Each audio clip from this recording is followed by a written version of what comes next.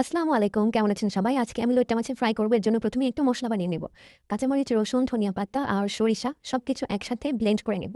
আমি এক্সট্রা তেমন পানি ব্যবহার করিনি। কারণ গ্রেভিটা আমি একটু শুকনা, শুকনা রাখতে চেয়েছি তাই। এই তো এখন আমি ওই গ্রেভিটা দিয়ে দিচ্ছি। তারপর আদা রসুন বাটা, একটু লবণ আর হলুদের গুঁড়া, মরিচের গুঁড়া। যেহেতু ফ্রাই আইটেম, এটা আসলে একটু ঝাল, ঝাল হলে ভালো লাগে খেতে। আমি এজন্য মরিচ একটু বেশি করে দিয়েছি। আপনারা আপনাদের স্বাদ অনুযায়ী দিবেন। তারপর একটু কাশ্মীরি মরিচের গুঁড়া দিলাম। এটা জাস্ট কালারের জন্য। একটু ধনিয়া গুঁড়া দিলাম। আর সাথে দিলাম ম্যাগি মসলা। এটা আর কি আলাদা একটা টেস্ট এড হবে। ভালো লাগে আমার কাছে। আপনাদের কাছে ভালো না লাগলে স্কিপ করতে পারেন। এই তো এখন আমি মাছগুলো সব দিয়ে দেব। এরপর ভালোভাবে মাখাতে হবে।